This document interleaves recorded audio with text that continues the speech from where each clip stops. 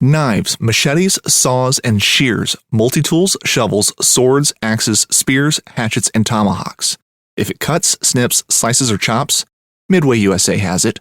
Find great gift ideas in our huge selection of pocket knives and other everyday carry folding knives.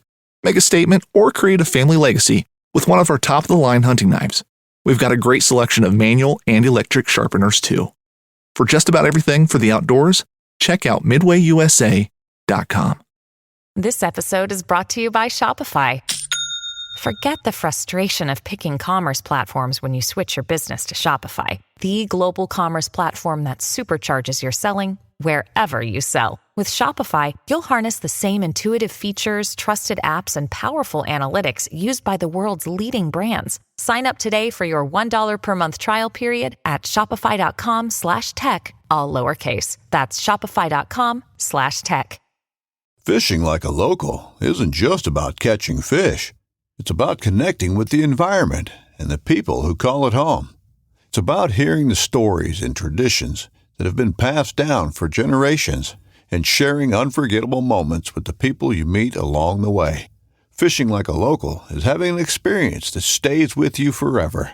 And with Fishing Booker, you can experience it too, no matter where you are. Discover your next adventure on Fishing Booker.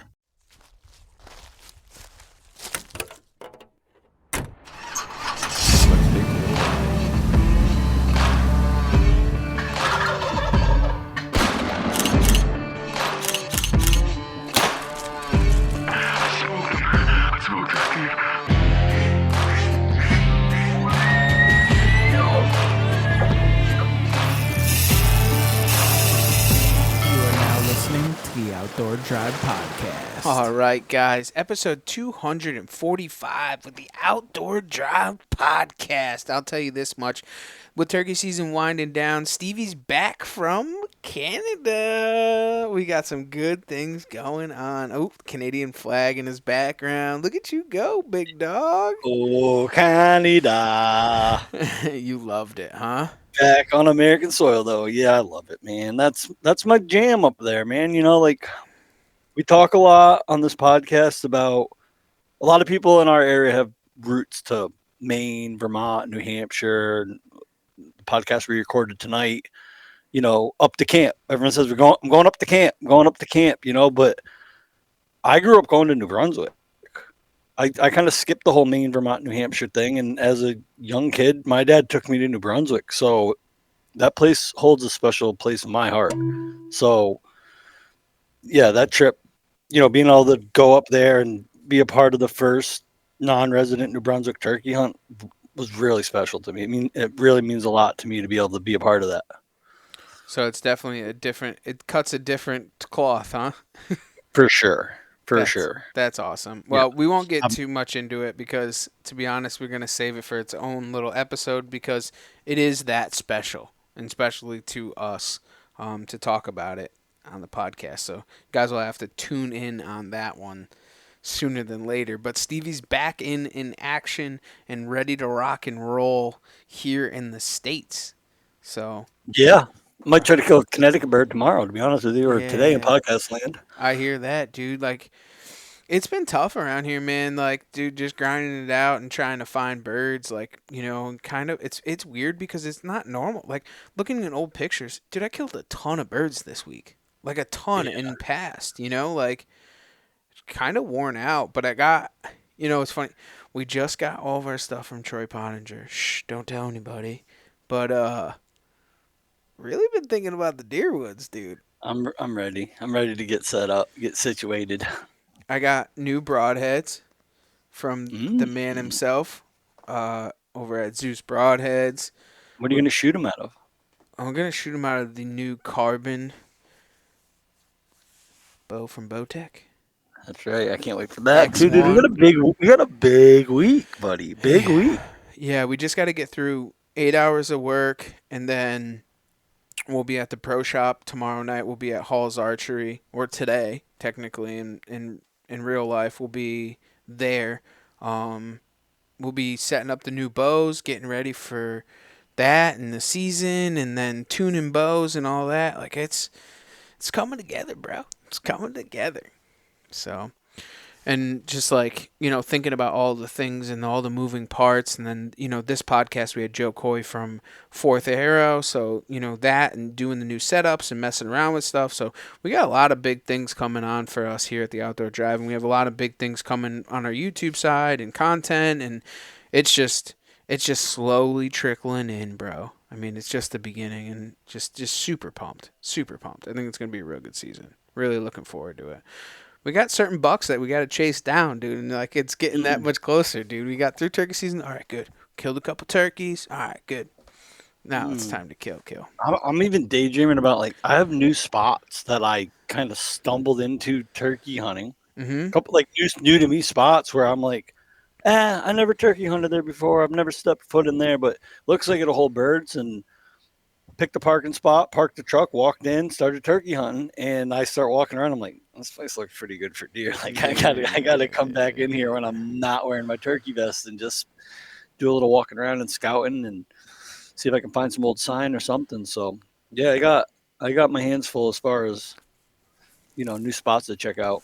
I know, and after getting all these scents from Troy, and we got him coming on the podcast here to kind of really tear into scrapes, so you guys can look forward to that soon. But just putting scrapes in different places and learning different things and moving forward, and like, I'm just pumped. Like, it's just, I live in a different part of the state now, so it's hunting different land, like you said, like getting on the e-bike and running around in public, and just really, really looking forward to it. I think it's going to be a super big season. Do you have your cameras ready to be deployed on all these scrapes you're going to put out, or are they still so? No, I got most of them out. But I don't even know where the rest of them are. I don't even care. Just like going to start fresh, I guess, They've soaked so long they're corroded.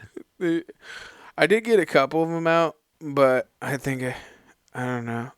Maybe when I put in more scrapes, then I'll just go and pick those ones up and put in new ones, I guess. It is what it is. We need a trail cam sponsor. So if anybody knows any trail cam sponsors, we're going to need a new one of those. So.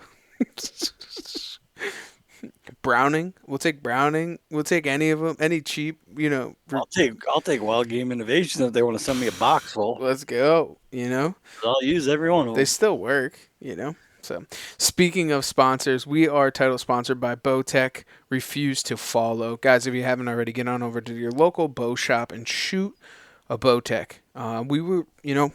We are culprits of this. Try them, shot them, and fell in love with them.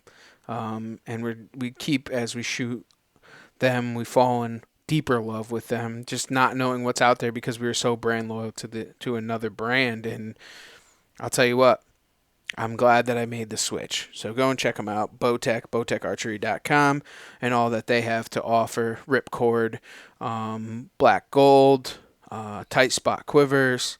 What else is? I think that's it. Oh, center mass stabilizers. So go and check those guys out. Bowtech Archery. Also, the official camo and title sponsor of the Outdoor Drive is Huntworth, huntworthgear.com. Some of the best camo on the market. Can I tell you how comfortable Huntworth camo is? Yeah, go ahead, please. When I say I lived in my Huntworth camo for 2 days in Canada, I lived in my Huntworth. Like, I mean, we'll talk about it in the other podcast, but like, I slept in the back of my truck for 2 nights. I just slept in my camo, in my hunting clothes. So I woke up at 3:15 in the morning. I got out of my sleeping bag and I was ready to hunt, full camoed out, ready to go. It is, dude, hands down. I am so glad that I'm using Huntworth camo. Like, to be honest, I was, we were a little skeptical at first, right? Like, as you are with anything, and then you get into it, and I'm like, dude, I live in mine. My Shelton hoodie is the best thing in the world. My Durham pants, I have 5 pairs of Durham pants. I wear them all the time. Like, rigid, good, long-lasting product. Like, blows your mind.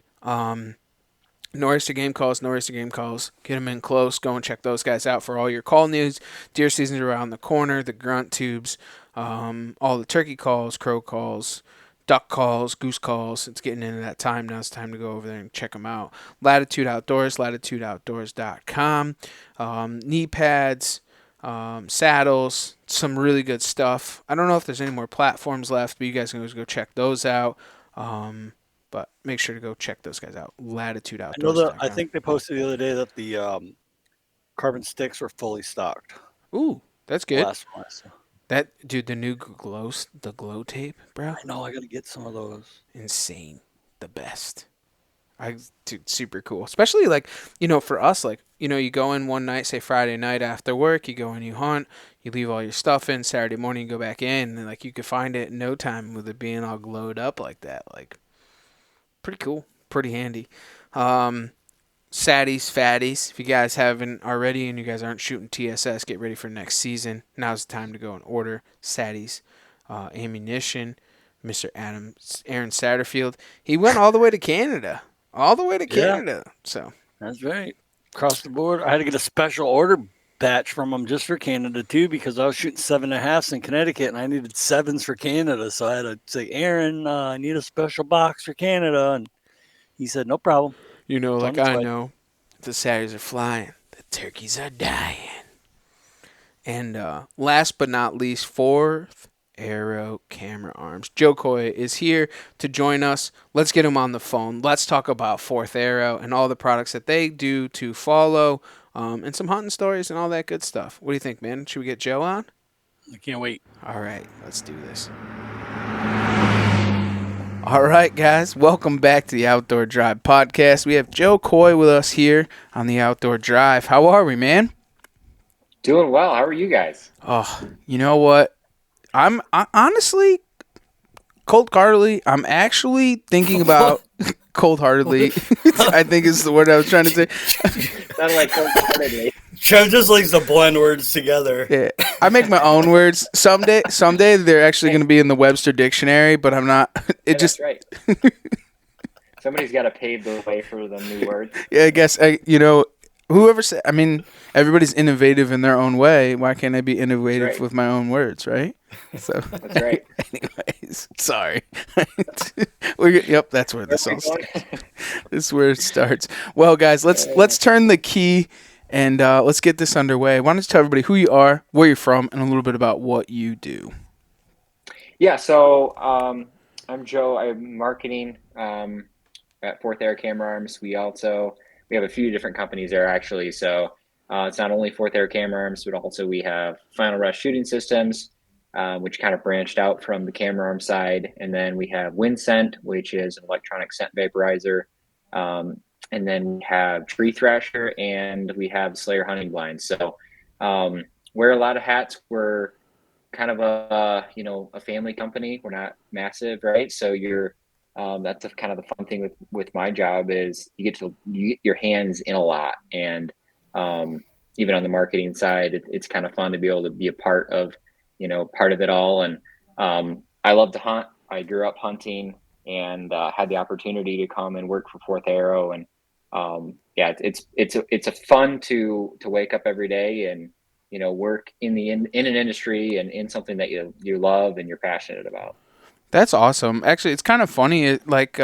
Tree Thrasher. I remember when that came out originally. That's a really cool product. I used to actually have that thing in the bag with me all the time. Honestly. Oh yeah. Yeah, and I don't know if you ever met Todd. I did. Todd Pringett was quite a guy. I unfortunately never met him. So there's kind of a crazy story behind where we ended up acquiring that product. But some of the guys from our team originally met him at the Great American Outdoor Show in Harrisburg. And yeah, they loved the product, and it wasn't until like a year and a half ago where we kind of were bringing up the whole idea, like what happened to that? What happened to the Tree Thrasher? And kind of through some mutual connections, we were able to get in touch with Katie, Todd's wife, and kind of worked out something with that. So yeah, it's pretty cool. Yeah, I remember when Todd was actually alive. He had passed away not too long after we had actually done a podcast with him. We were at the Iowa Deer Classic, and we did a podcast with him actually on my past endeavor. And it was about the Tree Thrasher. And actually, I'm sorry, Todd wasn't on it. Todd had just passed away, and it was the season before he had passed away, and we told the story about what happened to Todd and so on and so forth, and then the product. And it's kind of crazy because that product is one of those products where, like, I think a lot of people would like look at it and be like, why would you ever want that or ever need that product? And it's Right.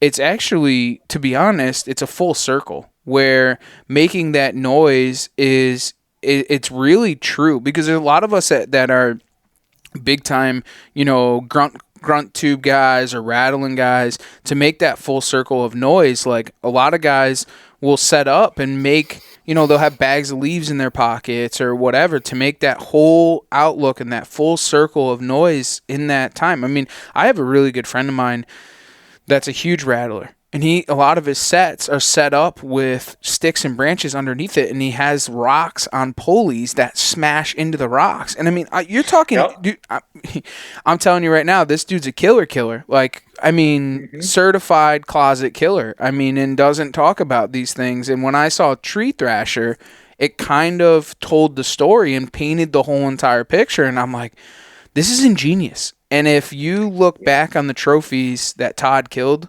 with that product, it makes a little bit more sense. Yeah. Yeah, and just knowing the way Todd hunted, and he pretty much only went after like the most mature bucks in the woods, and to see the results like that kind of speaks for itself. But yeah, it's kind of fun thing with that Tree Thrasher is a lot of people look at it and like, what on the planet is that?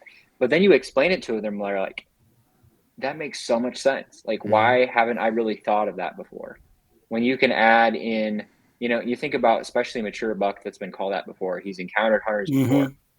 And if all he hears is you going, and just grunting, if he doesn't, he's looking for other ways which he could verify that there's actually a deer there, right?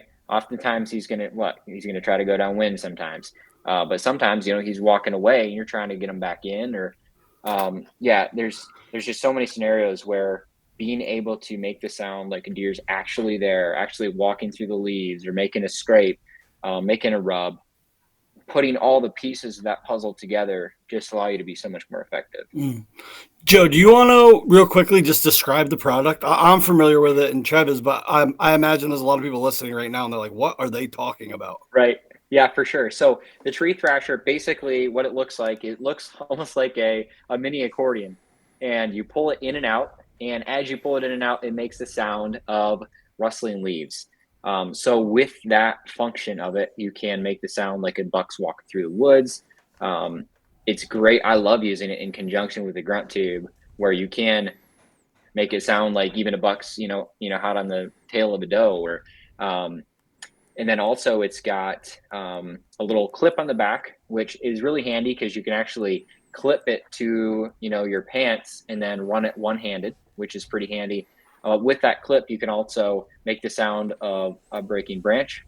And then also it's got, hence the name Tree Thrasher, it's got 3 little teeth on it where you can run that up and down the bark on a tree and make the sound like a buck's making a rub. So basically, it's a 3-in-1 call where you can make 3 unique sounds. And the beauty of it is when you can kind of put all of those together. Like, for example, Todd back in the day, he loved, not even using the grunt tube and just doing some really cool, bucks in there, just tearing away at a tree type sequence. Because when a buck's purposely making noise, it means he's comfortable in his environment. It's when he's perfectly silent and on edge and looking around, that's when, he's not comfortable, right? So when you can make it sound like there's a deer in there, he's relaxed, he's comfortable, he's doing his thing, it can make deer more comfortable and then make them curious and come in and want to check out and see what's going on. Yeah, and it's kind of crazy because, I mean, like, think about it. When you're turkey hunting, what are you doing? You're scratching the leaves, you know what I'm saying, and painting that whole picture. Right. And like, there's probably people out there like, man, that's stupid. There's no need for that. But if you hunting a big mature buck, like, that's been grunted at his whole life. Yeah. Yep. Just grunt. Yep. Yep. It's nuts, and you can think whatever you want about the product. Like, go ahead, that's fine. Think whatever you want about it. Not my problem. I know that it works. Like, think about it like this: as us being, big time turkey hunters, there's times of just rustling leaves will make the turkeys gobble and come in, because this is a natural thing. Like, they're paying attention, their mind, their senses are all on these natural things that happen in the woods. Like, when something is missing, you are in their living room. They understand and know what's happening there. So you start bringing those noises in, and it's crazy. People just really need to understand that this is a very good product. Like, you're missing out. You really are. Like, go and watch Todd's old videos, and you will. Oh yeah. It's also very compact. Like, I know maybe the way it's an accordion, but it compacts flat, like almost like a pancake, right? Yep. Yeah, it's very small. I mean, overall, the size of it's yay big. So it's not super. You can pop it right in your pocket. Yeah. If you're lugging rattling antlers to your tree stand, you could definitely carry a tree thrasher for sure. Oh yeah, 100%. Well, not even that. It clips. You can clip it onto the backpack with the clip that's on it that for the stick break. Correct. I mean, it's just so simple. It's kind of crazy. I'm really glad that that it's coming back, and you guys are have taken over the product, because it makes sense, and it's one of the products that I believe in. I mean, that thing is in my pack every single year, every single season. I remember they gave me one back in the day, and I still carry that product every day. And it's funny, you know him too, Joe, is Larry McCoy tells a story. We had him on the podcast. This is my past endeavor too. They were on East Coast, and he was telling the story about the bags of leaves, and he used to carry around bags of leaves. I mean, it's just crazy. It's nuts. Yeah, it really is. Yep. Yeah, Larry's absolutely loved the call too. And he's like, man, I guess I don't have to carry my bag of leaves anymore. This is so much better. Exactly. Well, that's just a little bit about what you guys actually do. So why don't we break into some of the other products that you guys do offer, camera arms and stuff like that, kind of through the line, because there's a mix match throughout, from the saddle light all the way up to some of these higher end, professional arms.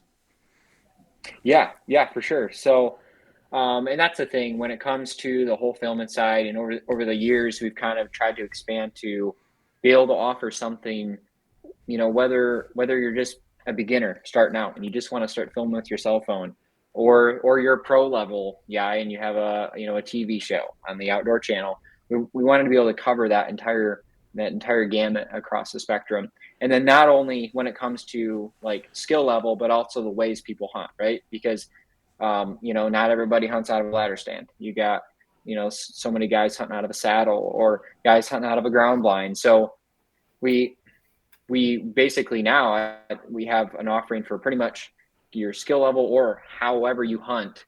We're going to have an option for you. So that's pretty cool. Like especially the saddle mobile hunting guys, like those guys, that's a huge thing now. Self-filming, content created, lighter packed, and it's tough because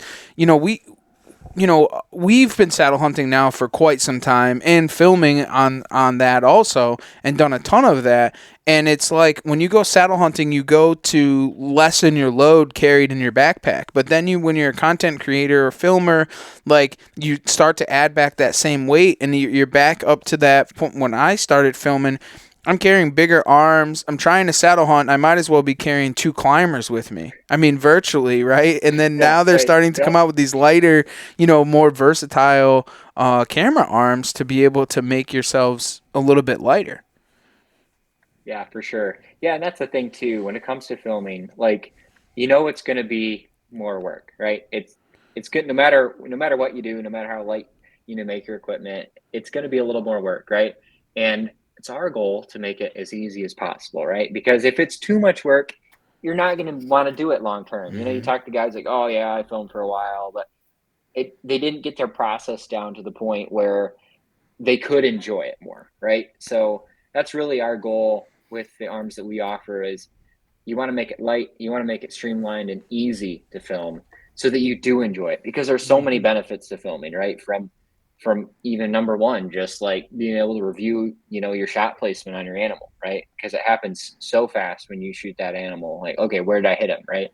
And then also just be able to preserve those memories. So yeah, and that's one of the things. I mean, you definitely you brought up a very valid point, because a lot of people just give it up. They're like, oh yeah, I filmed, but there's a dedication aspect. Like, that film comes first. Like, that camera is your number one priority, and if you don't have that priority of having it as your number one, you're very shortly going to give it away. Like, you're just going to say, and you see it all the time, guys selling camera arms, selling cameras, it's a lot of work, and there has to be a devotion to that camera, and that camera is your best friend. And people, a lot of guys don't get it, is talking to that camera. They're like, I don't feel comfortable talking to the camera. Well, you have to. Like, that's just part of the game. And it's, you don't want to sound cheesy, and you don't want to, you know what I'm saying? And some people get it and some people don't. I mean, it's part of the game, but it's tough. It is tough. I get it and understand it. I mean, there was times when I started and I'm like, yep, that camera can go in the trash can, because I am over it. You know what's really good for getting over talking to the cameras? Long, slow days turkey hunting when you put miles on, because you find yourself just talking to the camera all day because you're just out there by yourself, like, hey, what's up, buddy? So what do you want to do next? Yeah, it's like you're on the show alone. Yeah, exactly. What was that? Yeah. What was that dude that went on the island? He had Wilson with him. That's what I feel like when I have my camera sometimes. Yes, exactly. And he has the volleyball. Wilson. Yeah. He's like, Wilson. Yeah. But no, I mean, when it comes to filming, though, like, I remember the first. Actually, my first self-filmed archery kill was a bear hunt in Saskatchewan, and like, when all of that comes together, it's so rewarding, and that's what. Mm-hmm. That's what gets you hooked, right? It's so much fun to be able to share that, like, experience with other people. Like, yeah, it's one thing to tell somebody what happened. It's another thing when you can show them, and, like, especially when you can put some second angle cameras in there and make somebody feel like they're in the tree stand with you. Like, that just takes it to the whole nother level, and it's so rewarding when it all works out. It's so true. And then to go back and just watch some of that, that footage is incredible. Like, there's times that, I'll sit in the studio and I'll literally just look at old hunts and just watch over them. Or, one of the things is, the next generation to be able to share those hunts, like, this is what happened. This is what it's all about. And, like, dude, I'd do anything to see some of, like, my great grandpa going up to the UP to hunt deer. There wasn't the Mackinac Bridge yet. So, they ferried across, and, like, I would have loved to be able to, see that experience, right? But I can't. It's kind of funny is we do a ton of youth filming, right? Filming turkey hunts and stuff, because, getting us fired up for the season, practicing with the camera, kind of getting just the acclimation back to reality of filming. And it's funny as I look back on some of these films and I'm like, I wish when I was a kid killing stuff that I had a camera with me. Because to be able to watch back in that, like, oh my God, even just I have enjoyment myself just killing does on camera. Like, it's just a blast. It really is. Yep. It really is. So why don't we dive into the fact of, or, tell us a little bit about, Fourth Arrow, where it started and to where it's become today. Yeah, so kind of the story as far as where it started also kind of ties into the story of one of our other brands. So we actually ended up creating the camera arms because we were trying to film our Winsent product line back in the very early days of the Winsent. So back in those days, we're like, okay, we have a product that we're trying to film and get out there and get some cool footage for, and get some animal interactions with our wind scent unit, our electronic scent vaporizer.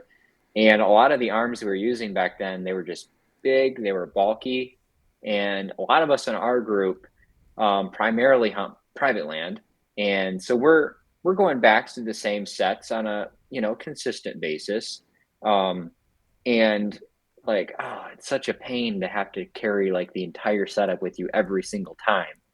And we're like, oh man, it'd be so cool to be able to leave a base in this tree, right? But the arms we were using, it wasn't affordable. It wasn't, realistic to be able to do that, right? So, yeah, over the course of time, we started kind of playing with some of our own designs and, putting some things together. So really it was us trying to film another product that we were trying to develop.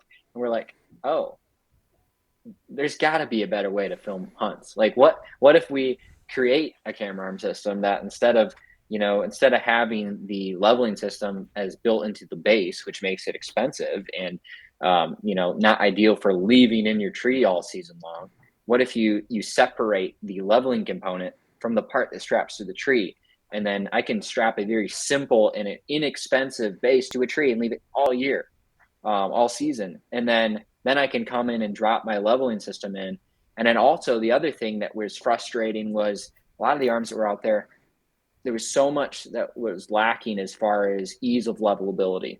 So that kind of comes where, we came up with the ball joint basically system, right? So you have basically 360-degree leveling, which to us was huge. That makes, some of the big oak trees we'd hunt out of, sometimes you don't want to mount your system straight behind you. Sometimes it's better to even come off of a branch coming off to your right, that might be at a 45-degree angle or something, and be able to have a system that could even mount and level to that was something cool too. So yeah, it's kind of funny because the product that we were creating, a camera arm, so we could make it easier to film, the camera arm was the thing that actually took off first and really ramped up quickly. So yeah, it's been a fun journey, and be able to continue to try to innovate. It's challenging too, because you're always trying to, everybody wants lighter, but ultimately you don't want to sacrifice that stability, right? At Midway USA, we know the AR-15 is one of the most popular rifles in modern American history.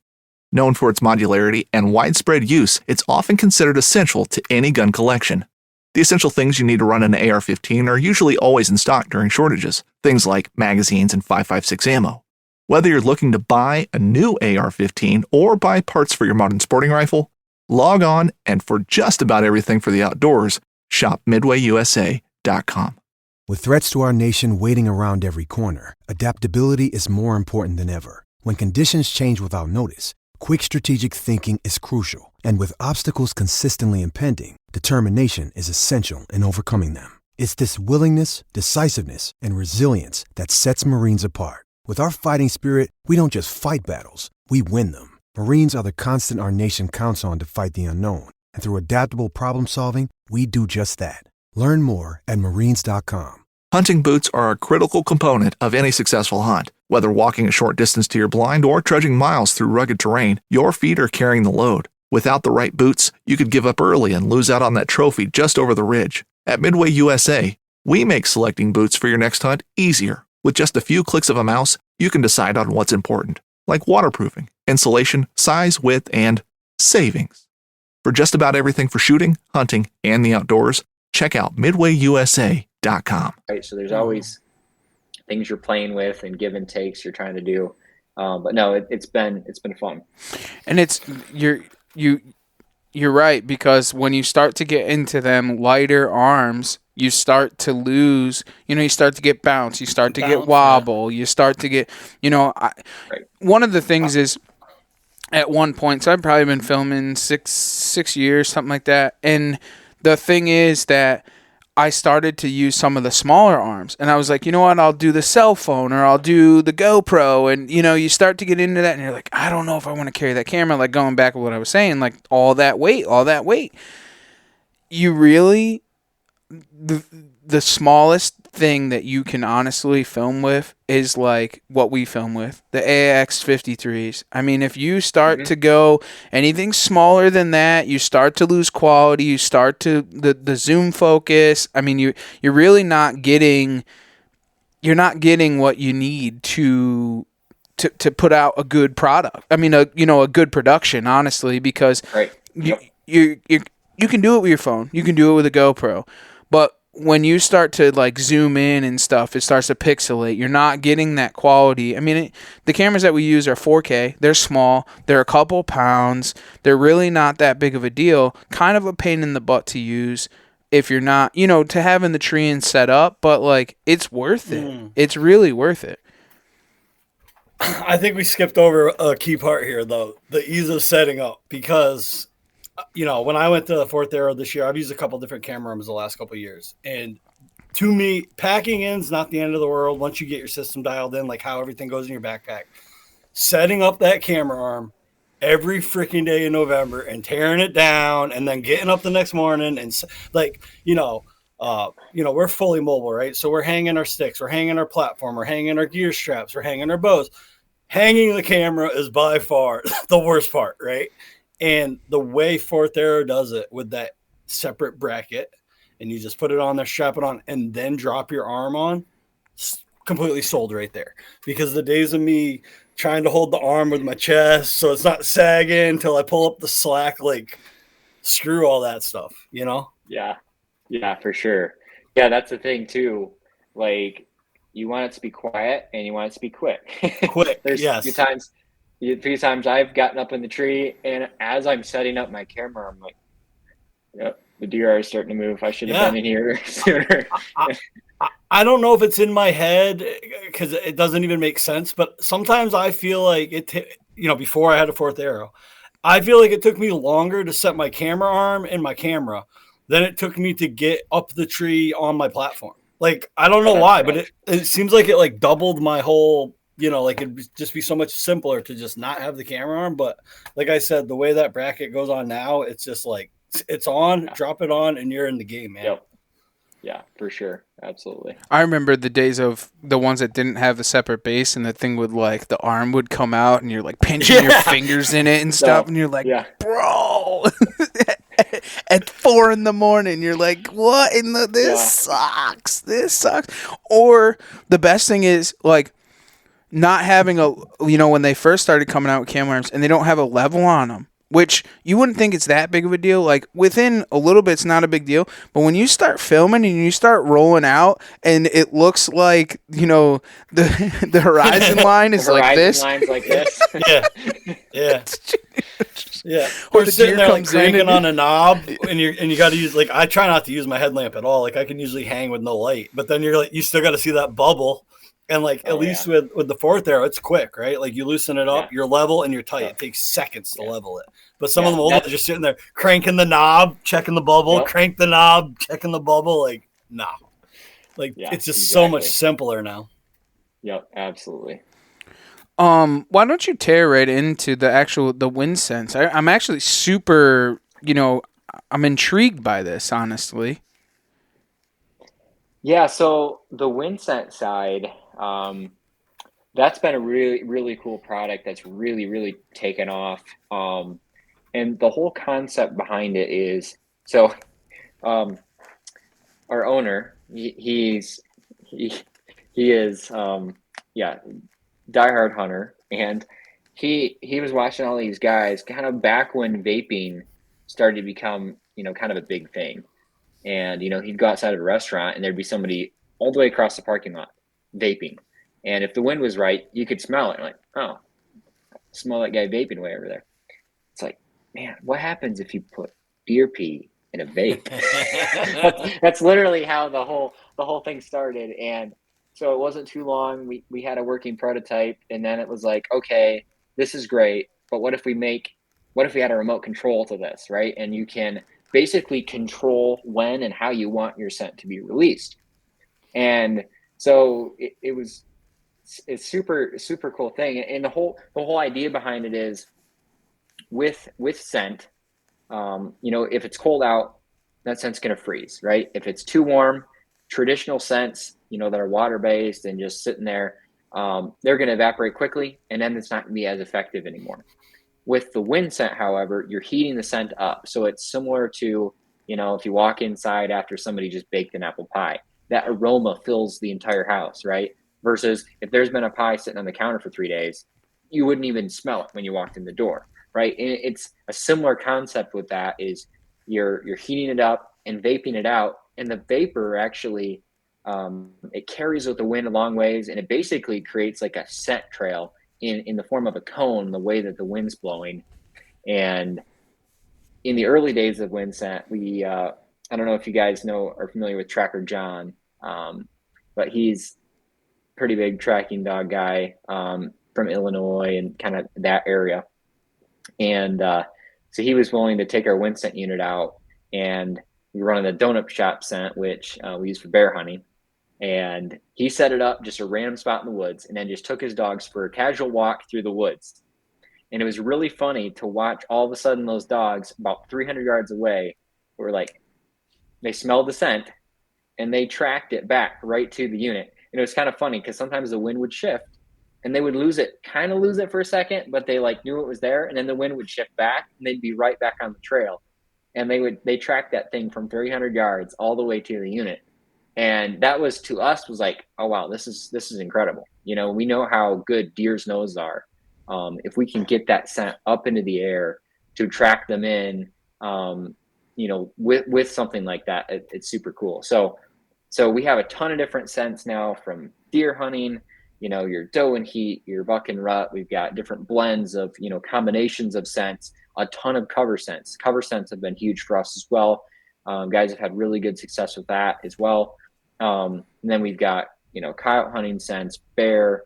So we've got a whole array, elk hunting scents, for the wind scent units. So it's pretty cool. So I'm kind of, you know, I'm a little torn on the whole scent thing, right? Like, it's always been one of those things that's kind of like in the back of my mind. Like, yeah, I kind of sometimes will run them, you know, like in that rut time, because it doesn't matter. Like, that deer can come from virtually anywhere. But one of the big things that we do is hunt the wind, right? So like when you're running a wind scent, so that wind is typically in your face or quartering wind, and now your scent's carrying there, and then now you have that scent going. You know what I'm saying? So it's kind of like a, I don't know. It seems like kind of like a double-edged sword.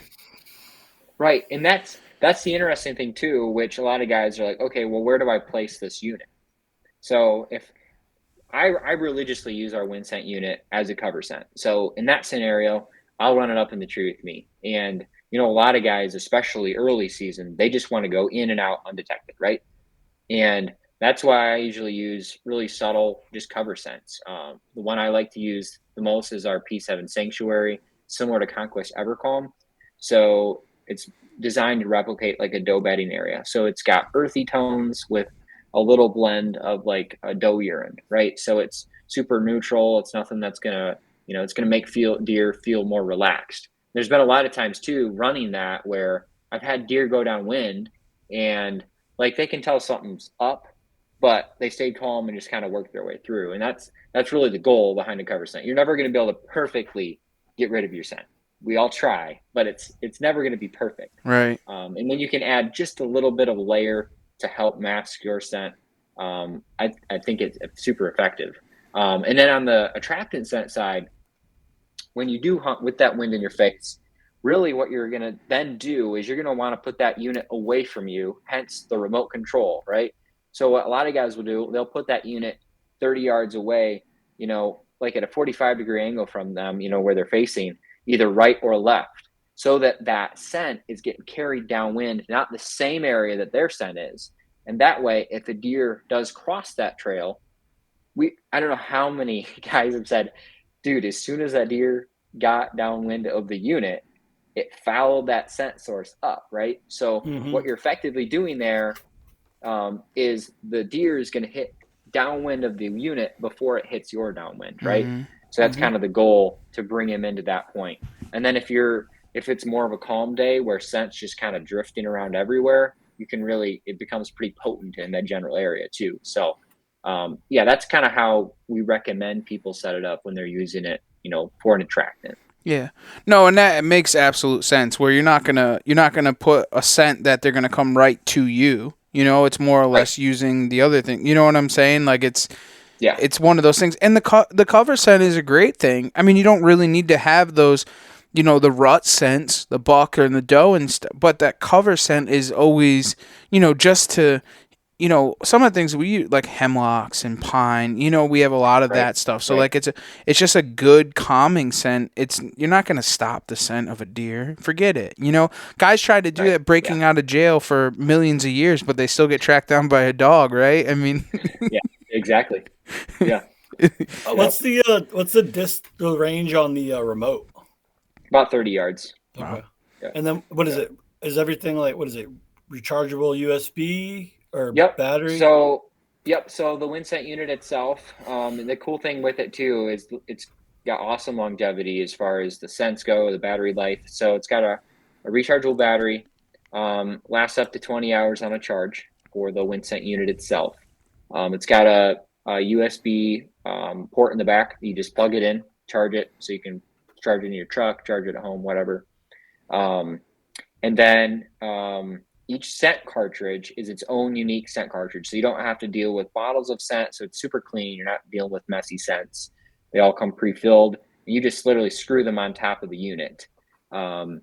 So each scent cartridge, so the unit itself, it's on a timer. It's either going to vape every minute or every 3 minutes. So when it goes off and it does kind of like a 5-second burst of vapor, when it does that every 3 minutes, each scent cartridge will last up to 40 hours. So like you get a lot of use out of each one versus, you know, a bottle of scent that you just end up dumping on the ground or whatever, you know, you can, I mean, I only go through a few cartridges in the season unless I'm really going crazy with it. Right. That's crazy though. And then one of the things with the vape is you have that it's water where it's vapor, so it sticks to the molecules in the air a lot better than a lot of other things. You know, like there's the other one that kind of sticks to mind is heated hunts. Right, they have one of the like a heated scent dispenser, and it's kind of along the same lines where it's actually heated up and it spreads because it's heated, and it's kind of like a live deer or whatever the case may be.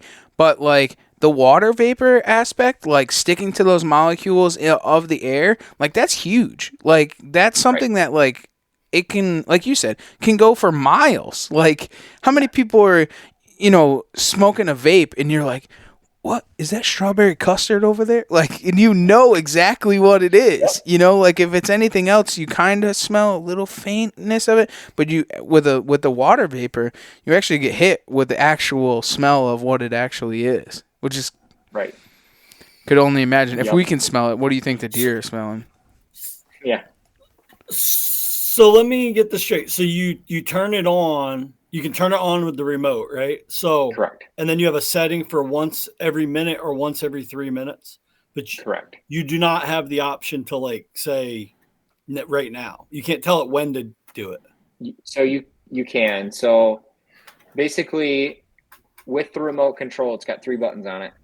You got the 1 minute mode, the 3 minute mode, and then pause, which puts it on standby. So at all times, it's either going to be on one of those modes, right? But if you want it to go right now, you can just push the 1 minute mode or the 3 minute mode button, and it will go off that second. Okay, cool. So, and then you can just pause it. Yeah. Right. Or then you can pause it. Yeah. Some guys, what they'll do is like, oh, I just want to put out a couple bursts of vapor, you know, every once in a while. They'll just leave it on pause. Mm-hmm. They'll hit it a few times, let it go off a few times, and then pause it again. That's all right. That's cool right there. Yeah. I like that. That's it's honestly a smart thing. So what's some of the... I see myself, a Buck's cruising the ridge above me, and I'm like pushing wind switch, please. Yeah. Exactly. We need to invent a fan to put next to it so we can actually like turn the fan each way to like. Yeah, how do we control the thermals ourselves and create wind currents? Oh no, deer's going downwind. Let's switch the wind direction. I wish. I would. Do you know how many more animals would die that way if we could control that thing? To be honest, 95% of us can't even grasp what a thermal actually is or what it does. Like, it's kind of sad. It really is. What's some of the other products that you guys offer within the umbrella? Yeah, so another one of our bigger ones would be the Final Rest shooting systems, which there's kind of a story behind where that all came to be as well. So our owner was taking his dad out on a hunt, and his dad was getting up in years. This is probably 2 or 3 years before his dad actually passed, but so he was hunting with a crossbow, and our owner was filming him, and they had a deer come in, and the owner's dad shot at a buck and missed him, and And then he says to his son, he's like, "Hey, why don't you let me?" So in that blind, our owner, he had one of our fixed blind base mounts coming off of the blind wall. It was just like a homemade wooden blind, and he had one of our Rex arms, I believe, coming off of the wall, and he had his camera system mounted on that. So then the owner's dad was like, "Why don't you let me rest my crossbow on your camera system there?"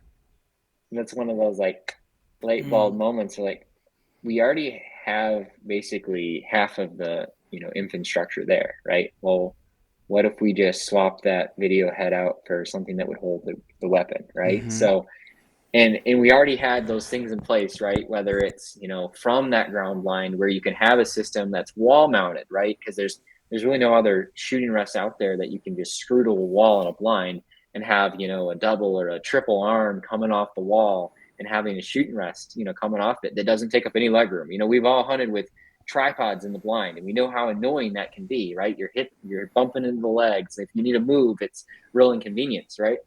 So basically, we kind of took what we learned from the stabilizing a camera system and basically just reapplied that to, well, let's put a gun on it, or let's put a crossbow on that. So it's been really fun. A lot of the things we've been able to do with that. So right now we have kind of a full array of different types of shooting rests, from our fixed blind mounts, which just have that simple screw-in bracket and then has an arm that comes out from the wall. And then you can mount, we've got actually a couple of different platforms. We have like a double yoke shooting rest system. So it's kind of got a long plane and a Y and a V yoke on it, so you can drop your rifle or crossbow into that. We also have our grip and rip, we call it, very similar to some other gun clamp style rests that are out there. We also have our flex and rip, which basically has flexible yokes, which is super lightweight and cool. So, and then also the other application, right?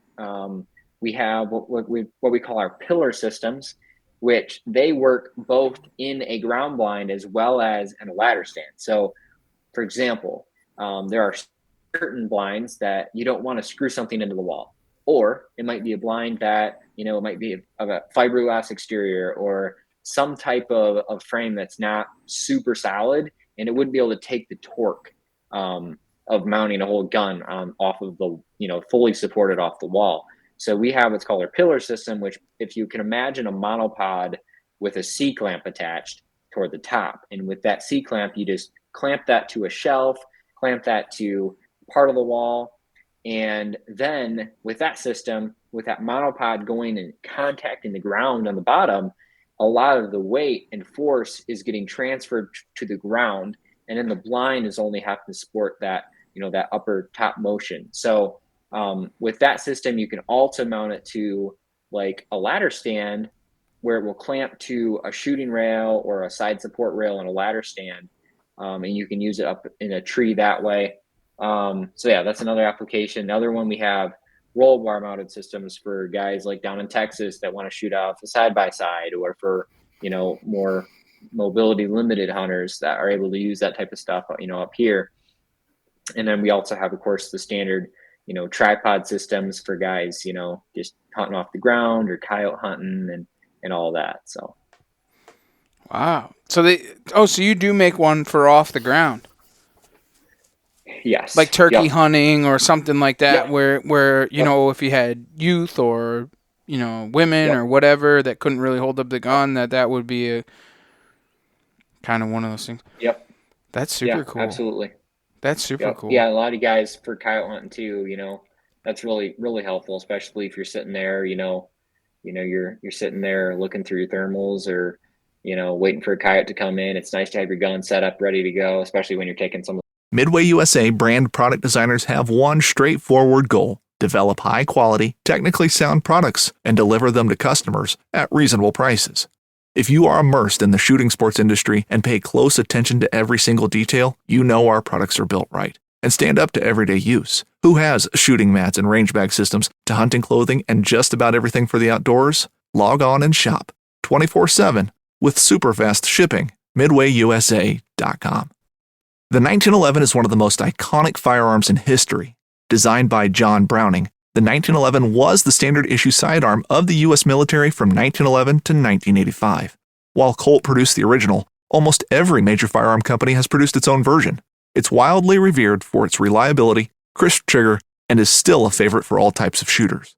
Whether you're looking to buy or build a 1911 and just about everything for guns, log on to midwayusa.com. This upcoming concert season will be all about the boots, and Tecovas is your stop for the best in Western style. Tecovas has seasonal and limited edition offerings this spring and summer, including men's and women's boots, apparel, hats, bags, and more. All Tecovas boots are made by hand in a time-honored tradition with timeless styles that are always on trend. And Tecovas has first wear comfort with little to no break-in period. It's hard to find this level of comfort paired with this level of style. Stop by your local Tecovas store, have a complimentary drink or two, that's WCB style, and shop new styles. The smell of fresh leather and friendly staff are at your service. Many stores even have leather custom branding to make your boots truly personalized. And with regular live music and events, there's no in-store experience like it. If you can't make it into a store, just visit tecovas.com. That's TECOVAS.com.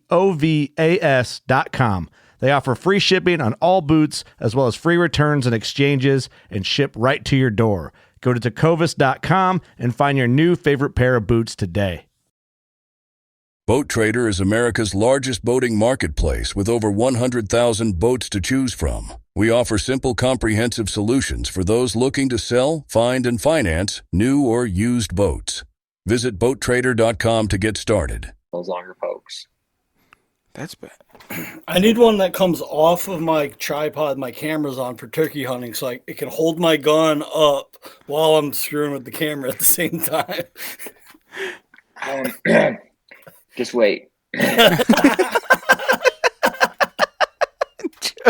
can't say anything more. I like it. All right. I like You just wait. I'll tell you what. Self-filming and killing turkeys at the same time is probably one of the hardest things I have ever done in my life. Dude, yeah. I can second that. the most of it's pretty easy until you can see the bird. Mm-hmm. As soon as I can see the bird, wherever the camera is, it's pretty much staying there, and all I can care about at that moment is the gun. But I mean, it is tough. Yeah, it's one of the last bird that I self-filmed and got. Thankfully, I had a bush that was like right in front of me that was blocking me pretty well, and I was just sitting on the ground. I was running our monopod stake system, which just stakes right into the ground. Mm-hmm. I have that kind of set up to my right. And this bird came in like stupid close. But the thing was, I could have shot it through the bush, but it would have been terrible footage. Mm-hmm. So he finally starts to come where I could get video of him, but he's at like 7 yards. And I'm like trying to hold still. And then he finally moves, kind of starting to be away from the bush. But before he did that movement, I tried to anticipate the movement and move my camera where I thought he was going to go. Luckily, he went that way. But yeah, he started clucking and acting nervous before he got some shot through his head. But. And that's one of the things that's sitting on the ground. Like when they come in, like you have the camera. Like I put it over one leg, so I have the camera over one leg, and I'm there. And then the gun is right there, so I have the gun up, and I'm holding it with one hand. I have it tucked into the shoulder, and I'm rolling around on the camera, and then I move. But when you go to move, the first thing they do is they put their head up like this, and every single any bird that I ever kill, their head is wide up like this, like it's gonna happen, and then done. But it's that's a tough thing to do, man. Like if you, like you said, if there was something on the camera to hold it and then do it, then I think that would be just to keep the gun up, man, like in the same direction the camera's pointing. Then you're that much closer to just transition over to the stock, and I'm excited now. One of the products that you just came out with not all that long ago was for the second angle for the clip-on of the GoPro, which is a game changer, man. Like that's one of the things that I've done for quite some time was GoPro makes one, but it's like a slinky arm type thing, and it makes a lot of noise moving it back and forth. So that one's clipped onto my pod, but I saw yours, and your guys is just a little bit different. I think you could be used in multiple applications as a second camera. Yeah, for sure. So yeah, so basically what it is, it's a well, a lot of people call it like a gooseneck style of like POV mount. And you can put, GoPro, Ace Pro, Tacticam, whatever you want to put on it. And it's basically got a nice clamp on it. So it's easy to clamp onto, your tree stand, onto a branch, onto bow hanger, whatever you want to clamp it on, where it's really nice for that. But like I've been using that style for several years. The thing that was always annoying to me was, especially when it's cold out, nice cold November morning, you're sitting there flexing that thing, trying to get it in the right position, and it's going creak, creak, creak. And we've been looking into creating one for a little while, trying to figure out the best way to do it. That's going to be durable, that's going to stay in position once you get that position, but yet it's not going to make any noise. And yeah, I was super excited when we came up with the one we are currently offering. It's perfectly silent. Like it doesn't make any noise when you're flexing it around. It stays really well. Like once you find your position, you don't have to like over adjust it. You can just bend it and flex it around the position that you need. I've even used that similar mount for like, I'm on the ground and I'm quick stalking something with my bow, and I'd be able to even clip that onto my bow. And there's a lot of applications that it's really handy just to have a quick way to mount your GoPro or whatever POV camera you're using on anything. So. Even though, how I kind of thought about it with it having that little bit longer, a little bit longer neck on it, I guess we say, than the gooseneck one from GoPro itself, is the over the shoulder. Like clipping it on the backpack and having it over the shoulder kind of as that second, because we do a lot of snow tracking and stuff late season. Oh, yeah, yep. That like, it would be huge for us. Or even walking in and kind of, like we have that guerrilla style filming where like it's just kind of like cut and paste and kind of go, but it's more of that we try to teach as we go, like what we're doing. So I think like that over the shoulder, like, hey, I'm going to make a move on this bird. We're going to go up here and still have that sound with the video kind of thing kind of works, or setting tree stands or cameras or whatever the case may be. Over the shoulder, I think would be a great application for that. Yeah, for sure. Yeah, there's a lot of fun, creative things you can do with it. So. Yeah, no, it's absolutely awesome. Joe, is there anything that we didn't touch on that maybe you might want to touch on? I know this is kind of going by a lot faster than I thought it was going to.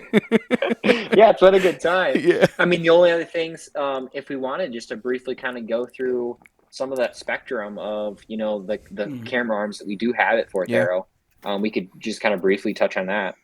I mean, we could spend as much time as you want on them. I mean, honestly, that's what the podcast was supposed to be about, and then we got lost in conversation. I was laughing when we went right to the sense. I was like, wait, we're done talking about camera arms? Yeah.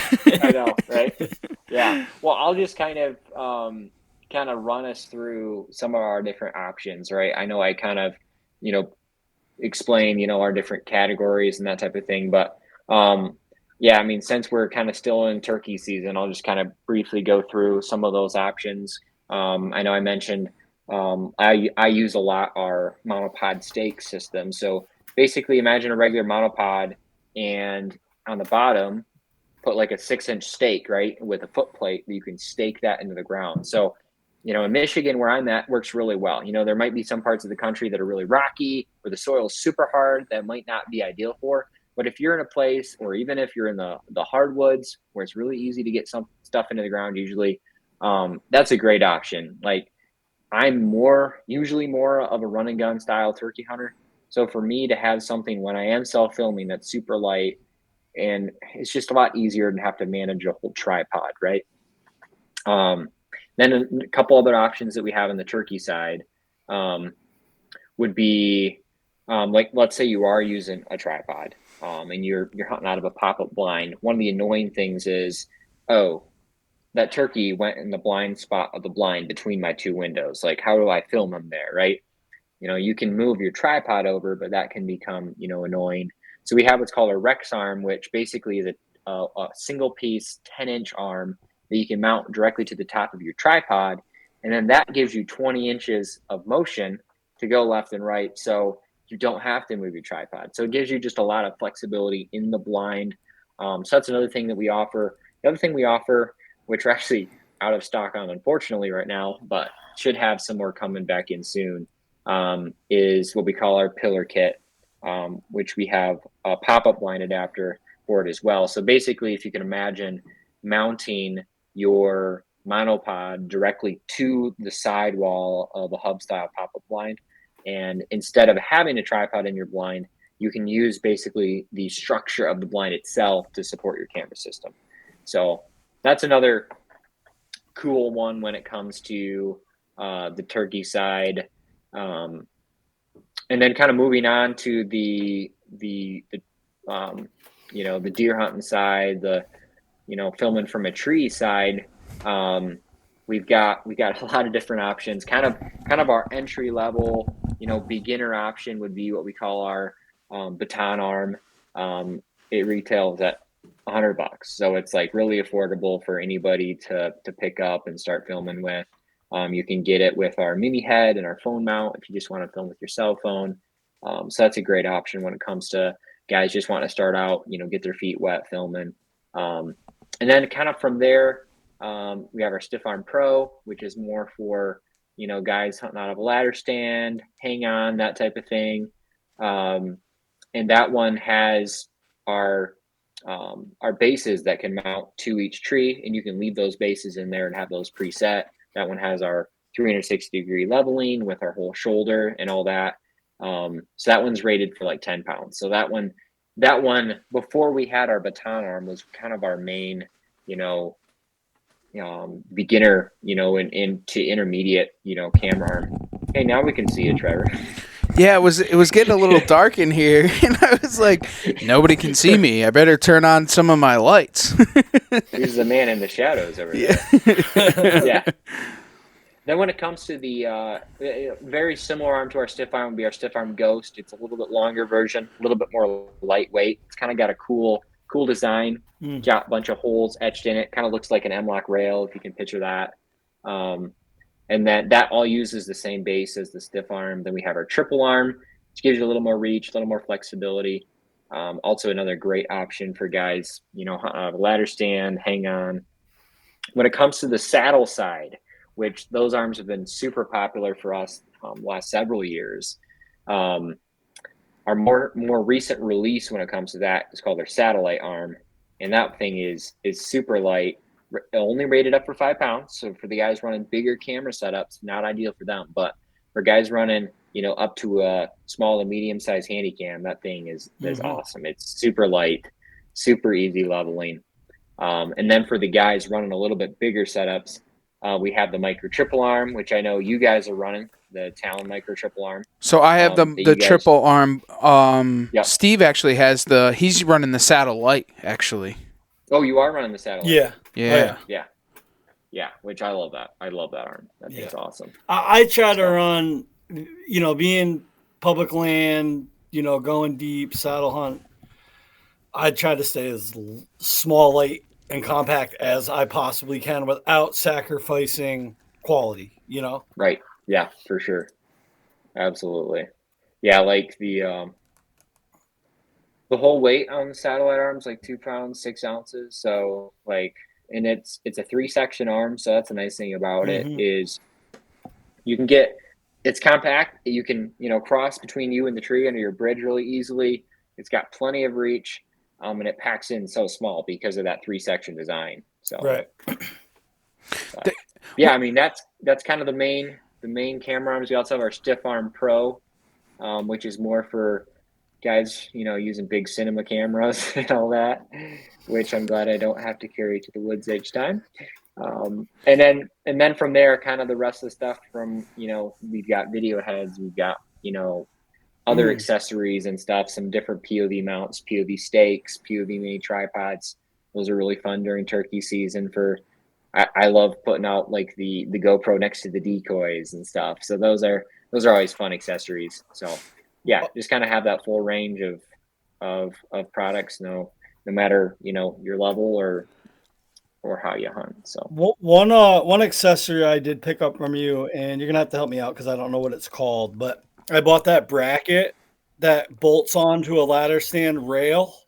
Yes, the Rexarm rail mount. and then I can actually drop my satellite arm onto that.